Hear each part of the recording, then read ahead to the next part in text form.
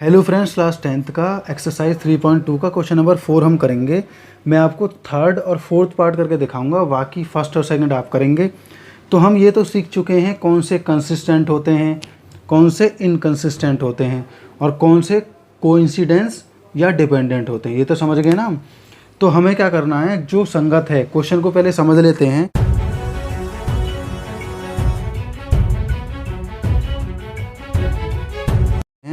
Question बोल रहा है which of the following pairs of linear equations are consistent or inconsistent if consistent obtain the solution graphically. मतलब हमें क्या बताना है इसमें, हमें ये बताना है कौन सा संगत है और कौन सा असंगत है। यदि संगत है तो हमें क्या करना है, उसे ग्राफ पर सॉल्व करना है, ग्राफ के द्वारा सॉल्व करना है। तो ग्राफ पर सॉल्व करना बहुत ज़्यादा आसान है, तो हम थर्ड वाला करते हैं। थर्ड वाले को पहले हम देखते हैं कि ये कंसिस्टेंट है या इनकंसिस्टेंट है। तो हमारा यहाँ आएगा A1 है हमारा यहाँ पर 2 और A2 हो गया हमारा 4। अब आते हैं B1 B2 पर। B1 B2 हैं हमारे 1/-2, यहाँ हम कॉमा लगा देते हैं। C1 C2 हैं हमारे -6/4, 2 3 जा 2 2 जा। यहाँ पर हम क्या देखेंगे कि A1 A2 हमारे बराबर नहीं हैं B1 B2 के, तो ये हमारा कंसिस्टेंट माना जाएगा। मतलब क्या है, ये एक बार कट करेगा। तो इस पर ग्राफ बनाते हैं हम इसके बारे में। तो सबसे पहले हम ग्राफली वैल्यू निकाल लेते हैं। ये तो हमें पता लग गया ना कि किस तरीके से ये कंसिस्टेंट है या इनकंसिस्टेंट है। तो ये हमारा कंसिस्टेंट है, लेकिन हम सॉल्व कैसे करेंगे। तो पहले वाले समीकरण को रखते हैं सबसे पहले, 2x + y - 6 = 0। इसे थोड़ा आसान बना लेते हैं। 2x + y = 6 प्लस का हो जाएगा 2x = 6 - y, और ये जो 2 है ये इधर जाके डिवाइड में चला जाएगा इस तरीके से। तो हम x और y की वैल्यू रख के इसे सॉल्व करना शुरू करते हैं। तो अगर मैं इसे 0 मान लूँ, पहले हम रख लेते हैं x और y इस तरीके से। अगर हम x और y की वैल्यू रखें तो क्या क्या सॉल्यूशंस इनकी होंगी। तो अगर मैं y को 0 रखूं तो यहाँ हमारा 3 आ जाएगा। अगर मैं y को 2 मानूं तो 6 में से 2 गया, 4 बचेगा, 2 2 जा 4, तो हमारे यहाँ 2 आ जाएगा। पहली सॉल्यूशन हमारी निकली। अब हम चलते हैं अगली समीकरण पर। 4x - 2y - 4 = 0, 4x - 2y = 4, 4x = 4 में हम प्लस कर देंगे 2y, और ये वाला जो 4 है ये मैं यहाँ डिवाइड में रख देता हूँ ऐसे। अब हम x और y के लिए सॉल्यूशन निकालते हैं। ग्राफ बनाना हम सीख गए होंगे, बहुत ज़्यादा आसान है, पहली एक्सरसाइजों में किया है। तो अब हमें यहाँ क्या करना है, हमें y के लिए x के लिए वैल्यू रखनी है। तो हम यहाँ y के लिए रख लेते हैं। अगर मैं यहाँ y के लिए 0 रखूँ तो x हमारा आएगा 1। अगर हम यहाँ रखें, यहाँ पर रखें, मैं यहाँ पर 2 रख लूँ तो 2 2 जा 4, तो मैं यहाँ 2 रख लेता हूँ। 2 2 जा 4 हो गया, 4 और 4 8, तो यहाँ आएगा 2। तो हमारी वैल्यूज़ निकल कर आ चुकी हैं। अब हम इन्हें ग्राफ पर दिखाते हैं। ग्राफ पर किस तरीके से दिखाएंगे, तो मैं इसे यहाँ से रफ करता हूँ। अब हम ग्राफ की तरफ चलते हैं। तो जब हम इसे ग्राफ पर दिखाएंगे तो ग्राफ पर दिखाना बहुत ज़्यादा आसान है। सबसे पहले पहले वाला लेते हैं हम x पर चलते हैं 3 तक और y पर कहीं भी नहीं जाएंगे। मतलब हमारा यहाँ पर पॉइंट आएगा, हम यहाँ लिख देते हैं 3,0। अब हम चलते हैं आगे। x पर हमें 2 चलना है, y पर भी 2 चलना है, तो लगभग हम कहाँ आएंगे, यहाँ तक आएंगे। तो ये हमारा हो जाएगा 2 और 2। अब अगला करते हैं हम। तो इसको लाइन में बना देता हूँ। ये लाइन कुछ इस तरीके से बन जाएगी हमारी। पहले यहाँ से कुछ इस तरीके से बनेगी, यहाँ से यूँ। तो ये पॉइंट है हमारे यहाँ पर। अब हम चलते हैं अगले समीकरण की तरफ। x पर 1 और y पर 0, मतलब यहीं पर रुक जाएंगे हम। तो ये हमारा हो जाएगा 1 और 0। अब आगे हमारा है 2 और 2, मतलब सेम पॉइंट। तो ये पॉइंट हमारा यहाँ पर इस तरीके से यहाँ पर इंटरसेक्ट करेगा इस तरीके से।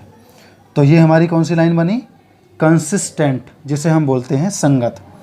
इसे हम हिंदी में बोलेंगे संगत। तो ग्राफ पर भी आपने देख लिया किस तरीके से बनाना है। वैसे तो ग्राफ आप बनाना जानते हैं। तो नंबर 4 और करते हैं, देखते हैं उसकी क्या सॉल्यूशन आती है। तो क्वेश्चन नंबर 4 का फोर्थ पार्ट हम देखेंगे किस तरीके से सॉल्व करना है। मैं इसे डायरेक्ट सॉल्व कर लेता हूँ। 2x, तो ये क्या होगा, 2 उधर जाके प्लस हो जाएगा, तो 2y = 2। अब इसे मैं यहाँ से मिटा देता हूँ, उधर जाके प्लस में हो जाएगा 2y, और इसे हम डायरेक्ट रख देते हैं 2। इस तरीके से सॉल्व हो जाएगा ना।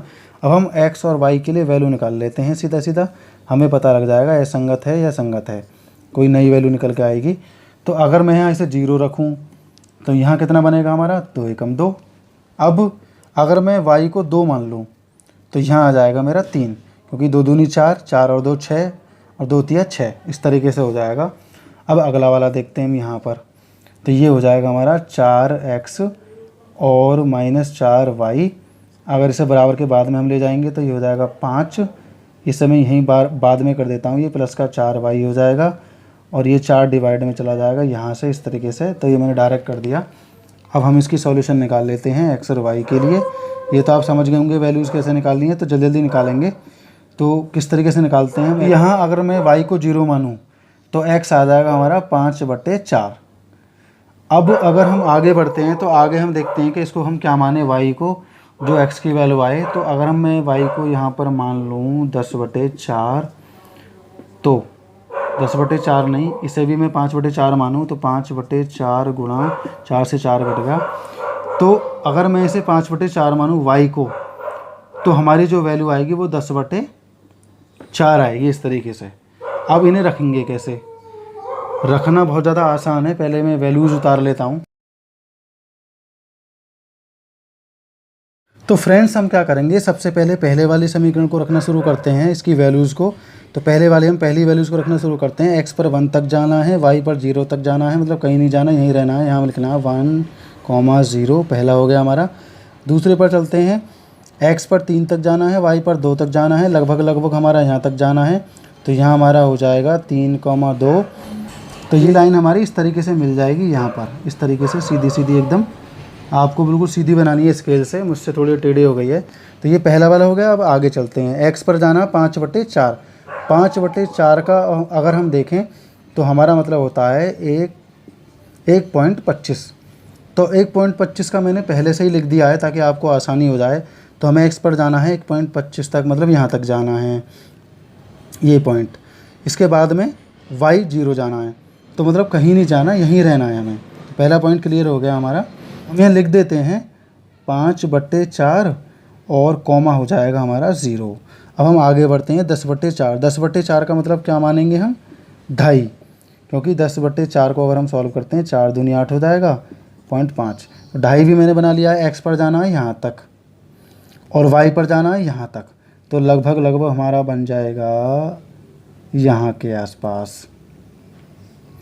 तो ये लाइन हमारी किस तरीके से मिल जाएंगी, इस तरीके से मिल जाएंगी, ये जाएंगी बिल्कुल बराबर में से होती हुई ऐसे। तो ये पहली लाइन बनाती है, तो हम इसे क्या बोलेंगे, इनकंसिस्टेंट। हमारी इनकंसिस्टेंट लाइन बनेगी, इस तरीके से इसकी सॉल्यूशन हो जाएगी। तो हमें ग्राफ पर कौन सा दिखाना है, जो संगत है सिर्फ वही हमें ग्राफ पर दिखाना है। मैंने आपको दोनों टाइप करके दिखाए हैं, 3rd और 4th, आपको 1st और 2nd करना है। तो ये क्वेश्चन हमारा यहीं पर कंप्लीट हो जाएगा।